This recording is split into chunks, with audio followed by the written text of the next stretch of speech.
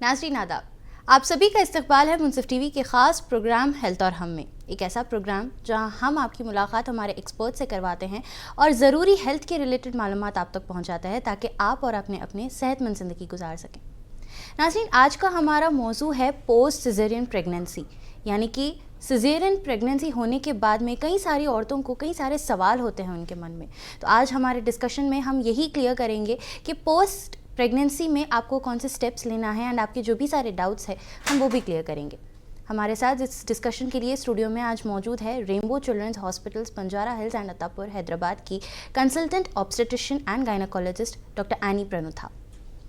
Ma'am, बहुत बहुत स्वागत है आपका हमारे शो में एक बार फिर से। Thank you so much. तो सबसे पहले हम शो का आगाज़ इसी सवाल से कर लेते हैं कि कई बार सबसे मेन सवाल औरतों का यही होता है कि आफ्टर सिज़ेरियन, पोस्ट सिज़ेरियन हम कितने टाइम तक एक गैप देके नेक्स्ट प्रेगनेंसी को कंसीव कर सकते हैं।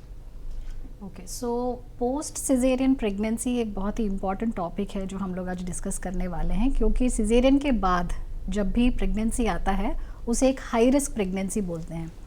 ठीक है, तो हमें यही इमेजिन करना है कि जब भी प्रेगनेंसी आता है एक बार और उस दौरान जब सिज़ेरियन होता है डिलीवरी पे, तो ना तो यूट्रस को हील होना है बट ऑल्सो जहाँ पे स्टिचेस होते हैं उन्हें भी हील होना है जी। तो मिनिमम गैप जो डॉक्टर सलाह देंगे वो 18 to 24 मंथ्स है जी। तो इस टाइम पे क्या होता है कि बच्चेदानी पूरी तरह से हील होता है और जो स्टिचेस लगे होते हैं उनको भी हील होने में टाइम लगता है। बट ये ऑल्सो डिपेंड करता है कि उनकी प्रेगनेंसी, पिछली वाली जो प्रेगनेंसी थी वो कैसी थी, सिज़ेरियन किस वजह से करना पड़ा, उस टाइम पे कुछ ब्लड लॉस ज़्यादा था तो रिकवरी पीरियड और थोड़ा एक्सटेंड हो सकता है, समझिए 2 to 3 ईयर्स। और अगर प्रीवियस कुछ कॉम्प्लिकेशंस हुए होंगे तो उसमें और थोड़ा गैप, बट मिनिमम जो गैप है वो बोलते हैं 18 to 24 मंथ्स, ताकि जो अगली प्रेगनेंसी होगी उसमें कॉम्प्लिकेशंस या रिस्क जो है वो कम हो जाते हैं। जी। अब ये सेफ़ माना जाता है post caesarean pregnancy after a certain time, क्या ये सेफ़ है उन्हें कंसीव करना? हाँ जी, तो प्रेगनेंसी प्लान कर सकते हैं, बट प्लान करने से पहले मैं ये कहूँगी कि हमेशा अपने डॉक्टर से एक बार मिलिए at the time of planning to get pregnant. इससे क्या हो जाता है कि जब भी आप डॉक्टर से मिलेंगे तो ये मैं सुझाव दूंगी कि हमेशा अपने प्रीवियस प्रेगनेंसी के जो पेपर्स हैं, सर्जरी के जो नोट्स हैं, वो ले करके जाइए, डॉक्टर से मिलिए, तो इससे आइडिया लगेगा कि उनका प्रीवियस प्रेगनेंसी कैसा था और उसमें कुछ कॉम्प्लिकेशंस थे, सिज़ेरियन किस वजह से हुआ। से फॉर एग्जांपल अगर उनमें उस टाइम पे डिलीवरी इस वजह से हुआ क्योंकि मदर का बीपी बढ़ के था या शुगर बढ़ के था, या फिर इमरजेंसी सिज़ेरियन हुआ जिसमें बेबी का हार्ट बीट कुछ कम हो रहा है, या फिर बेबी ने मोशन पास कर लिया है, या फिर प्री टर्म कुछ डिलीवरी हुआ है, तो ऐसे सब चीज़ें अगर डॉक्टर को पता चलेंगी तो वो आपको एडवाइस करने में बेटर एडवाइस दे सकते हैं। लेकिन डेफिनेटली प्रेगनेंसी प्लान किया जा सकता है, बट एक better state of health condition में प्लान करना बेटर है। अब अगर हम यहाँ पे सपोज़ कर लें कि आपने जैसे मेंशन किया है कि 18 to 24 मंथ्स का टाइम डॉक्टर्स यूजुअली देते हैं, तो यहाँ पर कई बार ऐसे भी सिचुएशंस आते हैं कि सिज़ेरियन के या तो 6 मंथ या 10 मंथ्स में ही प्रेगनेंसी वापस से कंसीव हो जाती है, तो क्या ये ठीक है या ये कोई एक हाई रिस्क प्रेगनेंसी में फिर शामिल होता है, या फिर ऐसे टाइम पे हो सकता है कि मिसकैरेजेस का सामना करना पड़े? तो ऐसे कोई रीज़न्स हमें देखने को मिलते हैं इसमें? या तो ये एक एग्जांपल मैं दूंगी, तो प्रेगनेंसी एक स्पोर्ट की तरह है जी, और डिलीवरी आप समझो ये एक स्पोर्ट्स इंजरी है।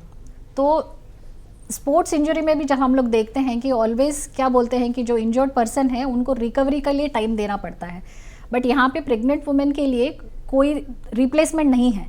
वही मैराथन भाग रही हैं, फिर उन्होंने बर्थ किया, स्पोर्ट्स इंजरी उन्हें हुआ और इमीडिएटली क्या हो जाता है कि बेबी को थमा दिया जाता है कि आप देखभाल करो, तो उनको रिकवरी का पीरियड टाइम ही नहीं मिल पाता है। ऐसे में अगर 6 मंथ्स या विद इन 1 ईयर में फिर से प्रेगनेंसी आ जाए तो क्या होता है कि जो गर्भाशय होता है वो पूरी तरह से रिकवर नहीं हो पाता है, स्टिचेस पूरी तरह से रिकवर नहीं हो पाता है, तो इसमें काफ़ी हाई रिस्क हो जाता है प्रेग्नेंट वुमेन के लिए, क्योंकि अगर वो पूरी तरह से रिकवर नहीं हो पाएंगी तो अगली प्रेगनेंसी में भी ज़्यादातर कॉम्प्लिकेशंस आने के चांसेस होते हैं और फिर से प्री टर्म डिलीवरी होने का भी रिस्क होता है। तो अगर वुमेन रिकवर नहीं होंगी तो वो आगे चल करके दूसरे तरह के कॉम्प्लिकेशंस को फेस करना पड़ेगा। जी, अब एक काफ़ी ज़्यादा कॉमन सवाल हर औरत का यही होता है कि जब हमारा फर्स्ट डिलीवरी सी सेक्शन हुआ था तो सेकंड डिलीवरी जो आएगी, लोग एक्सपेक्ट करते हैं कि हो सकता है कि ये हम नॉर्मल डिलीवरी को एक्वायर कर सकें। तो इज़ इट पॉसिबल कि फ़र्स्ट जब आपका सिजेरियन हुआ है तो सेकेंड बर्थ में आप नॉर्मल डिलीवरी एक्सपेक्ट कर सकें? Yes, that is a very good question. So एक बार अगर सिजेरियन हो गया तो हमेशा सिजेरियन होगा ये ज़रूरी नहीं है, बट इसके लिए कौन से प्रेग्नेंट वुमेन हैं जो पहले सिजेरियन हो चुका है और इस बार नॉर्मल डिलीवरी को ट्राई कर सकते हैं, ये एक स्ट्रिक्ट क्राइटेरिया होता है। सो से फॉर एग्जांपल करंट प्रेगनेंसी में अगर ये मालूमात किया जाए कि बेबी का पोजीशन कैसे है, समझिए अगर हेड लो है जी, मैल प्रेजेंटेशंस नहीं है मेरा मतलब है, तो सक्सेस रेट बढ़ जाता है। सेकेंड, जैसे हमने अभी बात किया कि बच्चों के बीच में जो अंतर है वो 18 to 24 मंथ्स का अगर है तो फिर सक्सेस रेट बढ़ जाएगा। एक सिजेरियन के अलावा दूसरा कोई सर्जरी ना हुआ हो यूट्रस पे, जैसे फाइब्रॉइड रिमूवल या दूसरा कुछ करेक्टिव सर्जरीज या कुछ मासेस हैं यूट्रस में, ऐसा दूसरा कुछ सर्जरीज नहीं हुआ है, एक ही सिजेरियन हुआ है तो भी सक्सेस रेट बढ़ जाएगा। दूसरी बात यह है कि अगर पहला सिजेरियन, यूजुअली क्या होता है कि जो गर्भाशय होता है उसमें एक ऊपरी हिस्सा होता है, नीचे का हिस्सा होता है, तो सिजेरियन जब करते हैं तो निचले हिस्से में आड़ा काट करके बेबी को बाहर निकालते हैं जी। लेकिन कुछ सिचुएशंस ऐसे होते हैं जहां पर कि यूट्रस के ऊपर के हिस्से में कट किया जाता है कुछ कॉम्प्लिकेशंस के वजह से, या फिर कभी कभार क्या होता है कि प्लासेंटा कभी कभार नीचे के हिस्से में होता है। जब अवल नीचे के हिस्से में होता है तो ऐसी प्रेगनेंसीज में ब्लीडिंग का रिस्क रहता है, तो ये सारे सिचुएशंस में नॉर्मल को ट्राई किया जा सकता है अगर प्लासेंटा ऊपर रहे और एक से ज़्यादा सिजेरियन ना हुआ हो। अब वुमेन में कई बार हम ये नोटिस करते हैं कि कई बार सी सेक्शन होने के बाद में भी जब नॉर्मल डिलीवरीज वो लोग एक्सपेक्ट करते हैं, काफ़ी ज़्यादा पेनफुल एक जर्नी रहती है उसमें भी उन्हें, एंड देन उस पेनफुल जर्नी में उन्हें समझ नहीं आता है। एंड पहली चीज़ और एक चीज़ मैं यहाँ पे मेंशन कर दूँ आपको कि जो 18 to 24 मंथ्स का टाइम आपने बताया है, उससे पहले ही प्रेगनेंसी अगर हम ले लें एंड देन वो नॉर्मल एक्सपेक्ट हो, तो ये सिचुएशन कभी ऐसी होती है कि पेनफुल साबित हो एक वुमेन के लिए? यस, सो इसमें बहुत इंपॉर्टेंट कॉम्प्लिकेशंस के बारे में मैं बताऊँगी कि अगर बहुत अर्ली प्रेगनेंसी आ गया है और ऊपर से समझिए अपने आप से लेबर पेन से वो आ गए हैं, तो ऐसे में क्या होता है, तो जो स्कार है यूट्रस में एरिया में वो रप्चर होने का चांसेस बहुत ज़्यादा होता है। और एक सिजेरियन अगर हुआ हो तो उनमें ऑलमोस्ट लेस देन 1% चांस है, कम चांस है बट होने का चांस है। लेकिन अगर 2 या उससे ज़्यादा सिजेरियन हुआ तो डबल द रिस्क, यानी 5 से 10% का रिस्क हो जाता है। और एक बार अगर स्कार रप्चर हो जाए तो ना तो मदर के लिए बट ऑल्सो बेबी के लिए भी बहुत हाई रिस्क सिचुएशन में ऐसे है इमरजेंसी में सिजेरियन करना पड़ता है। और कई बार ऐसा भी होता है कि अगर पूरी तरह से स्कार रप्चर हो जाए यूट्रस के दूसरे हिस्से में, अगर ये स्कार का फैलना हुआ तो कई बार यूट्रस रिमूवल का भी सर्जरी हो जाता है। इस पर मदर को काफ़ी सारा ब्लड लॉस होता है और ये बहुत क्रिटिकल सिचुएशन है मदर और बेबी दोनों के लिए। जी, अब यहाँ पे जो रिपीट सिजेरियंस होते हैं, क्या ये ऐसे सिचुएशन में सेफ साबित होते हैं या नहीं, फिर वो भी एक कॉम्प्लिकेशन पैदा करते हैं? आप वो हमें बताइए। अगर इमरजेंसी में सिजेरियन हो रहा है, समझिए लेबर पेन्स के साथ अगर हम लोग नॉर्मल डिलीवरी को ट्राई कर रहे हैं और उस दौरान किसी वजह से इमरजेंसी सिजेरियन होता है तो फिर ये रिस्की होता है, क्योंकि इमरजेंसी सिजेरियन ज़्यादातर इसलिए करते हैं कि लेबर प्रोग्रेस नहीं हो रहा है या फिर स्कार कुछ गिव अवे कर रहा है या फिर स्कार रप्चर को सस्पेक्ट कर रहे हैं डॉक्टर, इस वजह से इमरजेंसी सिजेरियन करते हैं। तो ऐसे में क्या होता है कि एक तो रिस्क ऑफ इन्फेक्शन होता है, रिस्क ऑफ ब्लीडिंग होता है, कभी कभार अगर प्री टर्म इनमें इमरजेंसी सिजेरियन हो रहा है तो ऐसे में बेबी को भी रेस्पिरेटरी इश्यूज आने के चांसेस होते हैं। जी, अब अगर हम जो रप्चर की बात आपने कही थी, यूट्रस रप्चर, ये सी सेक्शन में कब काफ़ी ज़्यादा रिस्क में आ जाता है एंड ये क्यों होता है, वो भी हमें बताइए आप। तो ज़्यादातर रिस्क ये होता है लेबर शुरू होने के बाद। अगर 2 या 2 से ज़्यादा सिजेरियन हो चुका है तो ऐसे प्रेगनेंसी में भी कभी कभार क्या होता है, पेन शुरू नहीं होते हैं बट प्रेगनेंसी के दौरान ही स्कार जो है थोड़ा थोड़ा कर करके लूज़ होना शुरू होता है। तो ऐसे वुमेन को आइडेंटिफाई करना बहुत ज़रूरी है और उनको वार्निंग साइंस बोलना ज़रूरी होता है कि किस टाइम पे उनको ये सस्पेक्ट करना चाहिए कि स्कार में कुछ प्रॉब्लम है।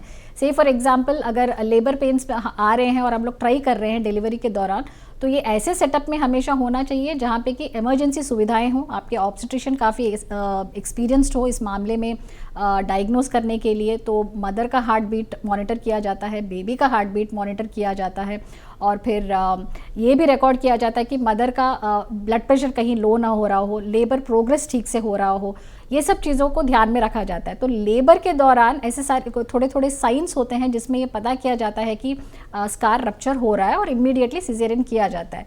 तो ये हाईएस्ट रिस्क है लेबर के दौरान, जब पेन्स होते हैं तब उस टाइम पे। अब पोस्ट सिजेरियन के टाइम पे एक विमेन को कौन कौन से स्कैन्स आप लोग सजेस्ट करते हैं एंड कितने ज़्यादा ये स्कैन्स इंपॉर्टेंट साबित होते हैं, आप उस बारे में हमें थोड़ा कुछ बताइए। तो फर्स्ट स्कैन जब प्रेगनेंसी कंफर्म हो जाता है उस टाइम पे वाइबिलिटी स्कैन करते हैं। ये स्कैन प्रीवियस सिजेरियन के हुए वुमेन में बहुत ज़्यादा ज़रूरी है, क्योंकि एक कंडीशन होता है जिसे बोलते हैं स्कार एक्टोपिक प्रेगनेंसी, यानी इसमें प्रेगनेंसी गर्भाशय के अंदर नहीं, बच्चेदानी के अंदर नहीं ग्रो हो रहा है, बट जहाँ पे सिजेरियन हो चुका है वहाँ पे ग्रो हो रहा है। तो ये स्कार एक्टोपिक एक इमरजेंसी सिचुएशन होता है, मोस्ट लाइकली वो मिसकैरेज में एंड होता है, कभी कभार मदर को एक्सेसिव ब्लीडिंग होने का चांस होता है। तो ये स्कार एक्टोपिक को आइडेंटिफाई करना ज़रूरी है। उसके बाद जो रूटीन स्कैन्स होते हैं क्रोमोसोमल प्रॉब्लम्स के लिए, बेबी के अनॉमलीज को डायग्नोस करने के लिए होता है। इसके अलावा बहुत इंपॉर्टेंट है स्कैन में ये जानना कि अवल का पोजीशन कहाँ है। समझिए जिनको पहले सिजेरियन एक हो चुका है या एक से ज़्यादा हुआ है, वहाँ पे ज़्यादातर क्या होता है कि जो अवल है वो नीचे के हिस्से में ग्रो होना शुरू होता है और उसे प्लासेंटा प्रीविया कहते हैं। और जब निचले हिस्से में ग्रो हो रहा होता है, कभी कभार वो यूट्रस के अंदर के लेयर्स में फैलना शुरू हो जाता है, जैसे कि एक पैरासाइट की तरह, तो उसे बोलते हैं प्लासेंटा एक्रीटा। ये भी बहुत हाई रिस्क प्रेगनेंसी है, क्योंकि इसमें मदर को ब्लीडिंग होने का चांस होता है, इमरजेंसी सिजेरियन का चांस होता है, ब्लीडिंग ज़्यादा होने का चांस होता है, और कई बार ऐसे सिचुएशन में यूट्रस रिमूवल भी ज़रूरी हो जाता है। अब यहाँ पे एक डाउट हर औरत का ये भी होता है कि सी सेक्शन के बाद में एक्सरसाइजेस करना सेफ़ है या नहीं है। सी सेक्शन के बाद डेफिनेटली एक्सरसाइजेस किया जा सकता है। तो अगली प्रेगनेंसी में जो है सिमिलरली जैसे फर्स्ट प्रेगनेंसी में जैसे वुमेन एक्टिव रहते हैं, उसी तरह नेक्स्ट प्रेगनेंसी में भी सिजेरियन होने के बावजूद एक्टिव होना ज़रूरी है। तो सिंपल एक्सरसाइजेस जैसे मैं कहूँगी मॉडरेट इंटेंसिटी वॉकिंग करना ज़रूरी है, स्विमिंग कर सकते हैं, योगा, मेडिटेशन, सो हर तरह के एक्सरसाइजेस कर सकते हैं। और अगर वो पूरे क्राइटेरिया जो अभी हमने बताया है कि सफिशिएंट गैप मेंटेन कर रहे हैं, एक ही प्रेगनेंसी, एक ही बेबी है, हेड लो डाउन पोजीशन है और वो नॉर्मल डिलीवरी को ट्राई करना चाह रहे हैं, तो ऐसे में एक्सरसाइजेस नॉर्मल डिलीवरी के सक्सेस रेट को और भी बढ़ा देंगे। अब इस प्रेगनेंसी में डाइट कितना ज़्यादा एक इम्पॉर्टेंट रोल प्ले करता है एक औरत की ज़िंदगी में ऐसे टाइम पे, आप वो बताइए हमें। सो न्यूट्रिशन डेफिनेटली बहुत इंपॉर्टेंट रोल प्ले करता है। सो नॉट जस्ट उनके वेट को कंट्रोल करने के लिए, बट ऑल्सो ये हाई रिस्क सिचुएशंस जैसे डायबिटीज़ और हाइपरटेंशन को अवॉइड करने में भी इम्पॉर्टेंट है। तो अच्छा सा न्यूट्रिशन लेना, सफिशेंट अमाउंट ऑफ लिक्विड्स लेना, काफ़ी वेजिटेबल्स, फाइबर इंक्लूड करना, ये सारी चीज़ें वुमेन के ओवरऑल हेल्थ के लिए बहुत इंपॉर्टेंट है। जी, अब जो iron, folic acids and calcium के जो मेडिकेशंस एक औरत को दिए जाते हैं इस प्रेगनेंसी के दौरान, अब ये तीनों मेडिसिन का क्या रोल है इस प्रेगनेंसी के जर्नी में, वो उस बारे में हमें बताइए। सो फोलिक एसिड बहुत इंपॉर्टेंट है। ये बेबी को फर्स्ट मदर को दिया जाता है फर्स्ट 3 मंथ्स में। इससे बेबी के जो ब्रेन और स्पाइनल कॉर्ड के डेवलपमेंट है इसके लिए बहुत इंपॉर्टेंट है, और ब्रेन और स्पाइनल कॉर्ड के प्रॉब्लम्स, अनोमलीज जो बोलते हैं, उसको प्रिवेंट करने में भी फोलिक एसिड बहुत बहुत इंपॉर्टेंट रोल प्ले करता है। इसके अलावा जो आयरन और कैल्शियम सप्लीमेंट्स देते हैं वो मदर के लिए बहुत इंपॉर्टेंट है, क्योंकि जब भी सिजेरियन हो चुका होता है, कई बार पिछले बार जो अगर सप्लीमेंट्स ठीक से नहीं लिया जाए, अगर पिछली प्रेगनेंसी में उनका ब्लड लॉस ज़्यादा हुआ हो, तो बहुत सारी बार ये देखा जाता है कि उनको ऑलरेडी एनीमिया से प्रेगनेंसी में एंटर होते हैं। तो आयरन कैल्शियम सप्लीमेंट्स देंगे तो उनको ओवरऑल हीमोग्लोबिन मेंटेन करने में हेल्प करेगा, और इस तरह से फिर से ब्लीडिंग होने से भी उसको कॉम्पेंसेट कर सकते हैं। अब ये इतनी डिटेल ज़्यादातर औरतें सीरियस नहीं लेती हैं। अगर हम नेग्लेक्शन की अगर हम यहाँ पे बात करें, तो अगर ये तीनों मेडिकेशंस में से कोई एक भी अगर वो मिस आउट कर दे तो उसके क्या कॉम्प्लिकेशंस हो सकते हैं? सो समझिए, जैसे एक एग्जांपल देंगे हम लोग, अगर आयरन सप्लीमेंट्स ले नहीं पा रहे हैं, तो हर बार ज़रूरी नहीं है कि प्रेग्नेंट वुमेन ने इग्नोर किया है, कई बार वो टॉलरेट नहीं कर पाते हैं, क्योंकि आयरन लेते हैं तो उससे बवल मूवमेंट का प्रॉब्लम या तो फिर कॉन्स्टिपेशन होगा, कभी कभार लूज मोशंस होगा, ज़्यादा नॉजिया वॉमिटिंग हो रहा है। तो ऐसे में क्या करते हैं कि IV iron injection is another option. और अगर समझिए आईवी आयरन देने के बाद भी अगर हीमोग्लोबिन इंप्रूव नहीं हो रहा है, तो last resort is blood transfusion. यानी कि निग्लेक्शन कभी मतलब जो आयरन टैबलेट्स आप देते हैं, अगर उससे ऐसा वॉमिट सेंसेशन या नॉजियस फील हुआ या कॉन्स्टिपेशन हुआ तो उसका एक ऑल्टरनेटिव है, ऑल्टरनेटिव IV आयरन इंजेक्शंस है। बट निग्लेक्शन अच्छा पार्ट नहीं है, definitely negligence yes definitely not good. तो यहाँ पे मैं हर व्यूअर से यही रिक्वेस्ट करूँगी कि कई बार मैं भी नोटिस करती हूँ कि हो सकता है कि घर के काम में आप कभी ऐसे भूल जाए कि मेडिकेशंस लेना भूल जाएं, या हो सकता है कि कभी आप जो अनईजी फील करते हैं आपको लगे कि शायद से मैं ये गोली खा रही हूँ, ये दवाई खा रही हूँ, इस वजह से ऐसे हो रहा है। तो ऐसे निगलेक्ट मत करिए, क्योंकि हर एक दवा का एक ऑल्टरनेटिव मौजूद है। तो जैसे कि मैम ने भी अभी मेंशन किया है कि अगर वो इंजेक्शन भी अगर हम ले लें आयरन मेडिसिन की बजाय, तो वो भी काफ़ी ज़्यादा हेल्पफुल साबित होता है। But neglection is leads to nothing, मैं यही बोलना चाहूँगी हर किसी के लिए। और फिर अब अगर हम नेक्स्ट सवाल पे बढ़ें तो सी सेक्शन के दौरान कई बार औरतें ये सोचती हैं कि अगर हम प्रॉपर क्रेविंग्स के ऊपर ध्यान दें, जैसे कि कभी स्वीट क्रेविंग्स हो गए या कभी स्पाइसी क्रेविंग्स हो गए, तो इसमें डाइट इम्बैलेंस हो जाती है। तो डाइट इम्बैलेंस होने का कोई ऐसा असर बेबी पे पड़ता है या नहीं, आप उस बारे में हमें बताइए। Yeah, so diet imbalance will lead to an imbalance in overall health of the pregnancy. तो मदर के साथ साथ बेबी पे भी इसका असर पड़ना शुरू होता है, क्योंकि जब भी अगर ज़्यादा शुगर, ज़्यादा कार्बोहाइड्रेट्स कंज्यूम करेंगे मदर, तो इससे मदर का शुगर बढ़ने का चांस होता है, क्योंकि प्रेगनेंसी में एज सच हर एक वुमन को रिस्क होता है कि डायबिटीज़ डेवलप हो जी। अगर ऐसा कुछ हो गया तो देखिए बेबी पे असर पड़ता है। बेबी भी या तो फिर बहुत ज़्यादा ग्रोथ हो जाता है, तो हेवी वेट के बेबीज़ पैदा होते हैं, या फिर बहुत कम न्यूट्रिशनल डेफिशिएंसीज में क्या हो जाता है कि बहुत कम वेट के बेबीज़ पैदा होते हैं। तो बैलेंस्ड डाइट मेंटेन करना ज़रूरी है, क्योंकि हर कोई चीज़ जो मदर कंज्यूम कर रही हैं उस पर उन पर भी असर पड़ता है और बेबी पर भी असर पड़ता है। अब यहाँ पे डायबिटीज़ का आपने बहुत अच्छा जिक्र किया है, तो मैं ये बताते चलूँ कि कई बार कई सारे पेशेंट्स को डायबिटीज़ शुरू से होता नहीं है, बट जब प्रेगनेंसी स्टार्ट हो जाती है तो डायबिटीज़ डिटेक्ट होता है। तो ये सोसाइटी में भी काफ़ी ज़्यादा एक रूमर मैं आपको बोलूँ तो ये बोलते हैं कि जब प्रेगनेंसी के टाइम पे डायबिटीज़ आई तो डिलीवरी के बाद वो डायबिटीज़ वैनिश हो जाती, वो लाइफ लॉन्ग नहीं रहती। तो क्या ये वाकई में प्रेगनेंसी तक ही डायबिटीज़ रहता है या लाइफ लॉन्ग डायबिटीज़ एक वुमेन के अंदर कैरी होता है, एंड इससे बेबी पर क्या असर पड़ता है, आप उस बारे में हमें बताइए। तो जब भी प्रेगनेंसी में डायबिटीज़ आता है वो मॉनिटर करना ज़रूरी है कि डिलीवरी के बाद 6 to 12 वीक्स में ब्लड शुगर्स नॉर्मल है कि नहीं। सो 10% ऐसे वुमेन हैं जिनको अगर प्रेगनेंसी में डायबिटीज़ आया है तो उनको लाइफ लॉन्ग डायबिटीज़ होने का चांसेस होता है, लेकिन ये बहुत कम लोग हैं ऐसे जो सिर्फ अगर डिलीवरी के बाद उन्होंने शुगर मॉनिटर नहीं किया, हमने एडवाइस किया मेडिसिन लेने के लिए या फिर इंसुलिन की ज़रूरत पड़ी, नहीं लिया, तो ऐसे में लॉन्ग टर्म डायबिटीज़ आने का चांसेस होता है।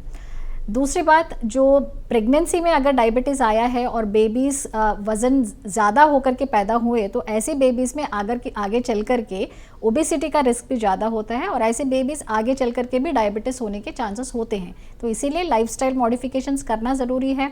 प्रेगनेंसी डिलीवरी के बाद भी रेगुलर चेकअप्स होना ज़रूरी है, और उससे भी सबसे इम्पॉर्टेंट है कि प्रेगनेंसी प्लान करने से पहले अगर आप डॉक्टर से मिलेंगे तो ये सारी चीज़ें डायग्नोस करके कंट्रोल में लाया जा सकता है। अब सी सेक्शन के बाद कई बार हम ये देखते हैं कि जो अब्डोमिनल सपोर्ट बेल्ट होता है वो यूज़ करने के लिए डॉक्टर सजेस्ट करते हैं, तो ये कितना ज़्यादा यूज़फुल साबित होता है, आप वो हमें बताइए। सो डिलीवरी के बाद प्रेगनेंसी बेल्ट का इम्पोर्टेंस ये है कि abdominal belt is more of an a misnomer, मतलब ये ज़्यादातर बैक को सपोर्ट करता है, पेट को कम नहीं करता है जी। ठीक है, तो डिलीवरी के बाद क्या हो जाता है, जो यूट्रस है वो हर तरह से लिगामेंट्स के साथ जो है बैक को अटैच होता है। तो ज़्यादातर आफ्टर डिलीवरी क्या हो जाता है कि women will complain of back pain, उनमें ज़्यादातर बैक एक आता है। तो इसीलिए जब भी एब्डोमिनल बेल्ट यूज़ करेंगे तो एक पॉस्चर मिल जाता है उनको, बैक को सपोर्ट मिल जाता है, तो फिर सीधा ठहरने में, डेली एक्टिविटीज़ करने में उनको ईजी होता है। कभी कभार क्या होता है, लेट करके फीडिंग करते हैं, ऐसे में भी बैक पेन आने का चांसेस है। तो ऐसे टाइम पे भी अगर बेल्ट पहनेंगे तो उनको पॉस्चर मेंटेन करने में बहुत ज़्यादा हेल्प हो सकता है जी। अब यहाँ पे जो बेबी मॉनिटर होता है पोस्ट सिजेरियन प्रेगनेंसी में, उसको आप मॉनिटर कैसे करते हैं? जो फर्स्ट प्रेगनेंसी में जैसे आपने प्रोसीजर्स फॉलो किए थे सेम वही रहेंगे या कुछ और एडिशनल मॉनिटरिंग सिस्टम्स भी यहाँ पे मौजूद हैं? सो प्रीवियस प्रेगनेंसी का जो हिस्ट्री है वो हमेशा अगले प्रेगनेंसी के लिए ज़्यादा इम्पॉर्टेंट है। ठीक है, तो फिर बेबी मॉनिटरिंग में कोई बहुत डिफरेंस नहीं है, बट जस्ट यही एक सबसे ज़्यादा इम्पोर्टेंस होता है कि अवल का पोजीशन कहाँ है ये देखा जाए। ठीक है, तो प्लासेंटा प्रीविया जो मैंने बोला है वो सबसे ज़्यादा रिस्क फैक्टर है जी। उसके अलावा अगर समझिए प्रीवियस प्रेगनेंसी में उनको कुछ बेबी का ग्रोथ कम हुआ है, किसी कारण अगर प्लासेंटल प्रॉब्लम्स हुए हैं, तो ऐसे में करंट प्रेगनेंसी में फिर से प्रीटर्म डिलीवरीज होना, फिर से बेबी का ग्रोथ कम होना, ये रिस्क फैक्टर्स होता है। तो ये सारी चीज़ें मॉनिटर करते हैं। अब यहाँ पे प्रेगनेंसी के दौरान हम कई बार ये सुनते हैं कि औरतें डिप्रेशन से गुज़रती हैं, स्ट्रेस से गुज़रती हैं, इमोशन से गुज़रती हैं, तो ऐसे टाइम पे फैमिली का यहाँ पे क्या रोल प्ले करता है during the second time of pregnancy as well? क्योंकि लोग अक्सर हम देखते हैं सोसाइटी नॉर्म्स अगर हम देखें उठा के, तो कई बार ये बोलते हैं कि पहला डिलीवरी तुम्हारा इतना अच्छे से हो गया है, अभी दूसरी डिलीवरी में भी उतना स्मूथली ही जाएगा, बट वो उतना मैनेज नहीं कर पाती है एक औरत, तो उसको कैसे मैनेज करना चाहिए एंड फैमिली को कैसे सपोर्ट करना चाहिए एक लेडी को इस पूरे जर्नी के दौरान? हाँ, तो प्रेगनेंसी एक वुमेन का जर्नी ही नहीं है, ये एक्चुअली कपल के लिए जर्नी है जी। तो हस्बैंड का मोस्ट इम्पॉर्टेंट सपोर्ट रहना बहुत बहुत ज़रूरी है, फैमिली का सपोर्ट रहना ज़रूरी है, और हमेशा प्रेग्नेंट वुमेन को टाइम देना चाहिए हील होने के लिए। तो पहली प्रेगनेंसी दूसरे प्रेगनेंसी में यही डिफरेंस होता है कि पहली प्रेगनेंसी के बाद उनके पास ऑलरेडी एक बेबी है देखने के लिए, इस टाइम पे अगर दूसरा प्रेगनेंसी के लिए वो प्रिपेयर हो रही हैं तो डबल रेस्पॉन्सिबिलिटी। तो ये जब शेयर्ड रेस्पॉन्सिबिलिटी होगा हस्बैंड के साथ और पेरेंट्स के साथ, इन लॉज के साथ, तो ये जर्नी बहुत स्मूथ हो सकता है। और इससे फिजिकल एग्जॉशन से ज़्यादा मैं कहूँगी मेंटली वुमेन ज़्यादा स्ट्रेसफुल रहते हैं, क्योंकि उन पर पूरा रिस्पॉन्सिबिलिटी रहता है, पहले बेबी को देखना, प्रेगनेंसी का ख्याल रखना, दूसरे बेबी को देखना। तो ये सारी चीज़ें जो है फिजिकल और इमोशनली अगर फैमिली सपोर्ट कर सकती हैं तो वुमेन के लिए जर्नी ज़्यादा ईजी रहेगा। अब हम सबसे एंड पार्ट अगर डिलीवरी की बात करें तो डिलीवरी वाले स्टेज से पहले कौन से ऐसे वार्निंग साइंस है जो एक लेडी को इग्नोर नहीं करना चाहिए? तो अगर प्रेगनेंसी जब पहले सिजेरियन हो चुका है तो करंट प्रेगनेंसी में सर्टेन कॉम्प्लिकेशंस, जैसे मैंने बोला है स्कार प्रेगनेंसी हो सकता है कि स्कार में ही अगर प्रेगनेंसी ग्रो हो रहा है, तो ऐसे में प्रेगनेंट लेडीज़ को निचले हिस्से में पेन होना, पेल्विक पेन जिसे कहते हैं, वहाँ पे होता है। स्कार जहाँ पे है वो एरिया में कुछ खिंचाव महसूस होना, ऐसा हो सकता है। Bleeding, that is one more warning sign. कभी कभार अगर प्रेगनेंसी अच्छे से ग्रो हो रहा है लेकिन आगे चल कर के बेबी के मूवमेंट्स ठीक से नहीं हो रहे हैं, तो ये सारी वार्निंग साइंस है जब इमीडिएटली इमरजेंसी में डॉक्टर से मिलना चाहिए। सबसे आखिरी सवाल मेरा आपसे ये रहेगा कि सी सेक्शन के बाद में जो रिकवरी होती है, जो रिकवरी स्टेज रहता है एक औरत का, एंड हेल्दी लाइफ उसके बाद में अपने आप को संभालना जो एक लेडी के लिए बहुत ज़्यादा इम्पॉर्टेंट होता है, तो उसके लिए क्या टिप्स एंड ट्रिक्स रहेंगे?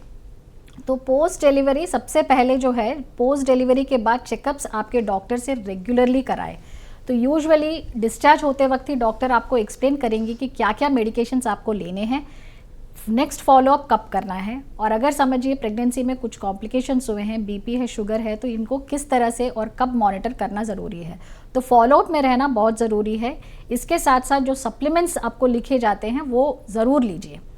बेबी का ख्याल रखिए, फैमिली का ख्याल रखिए, बट बहुत इंपॉर्टेंट है कि आप अपना ख्याल रखिए, और बर्थ स्पेसिंग बहुत इंपॉर्टेंट है। तो कॉन्ट्रासेप्शन का भी एडवाइस आप अपने डॉक्टर से ज़रूर लें, क्योंकि अगर आप गैप मेंटेन नहीं करेंगे तो ये पूरे आपके हेल्थ को सबसे ज़्यादा इफेक्ट करेगा और पूरा जर्नी जो है वो स्मूथ नहीं हो पाएगा। जी, एक आखिरी सवाल आपसे ये मैं कर लूँगी यहाँ पे, जो आपने फॉलोअप्स का जिक्र किया है यहाँ पे, तो डिलीवरी के बाद में कितने टाइम तक फॉलोअप एक लेडी के लिए बहुत ज़्यादा इंपॉर्टेंट होता है?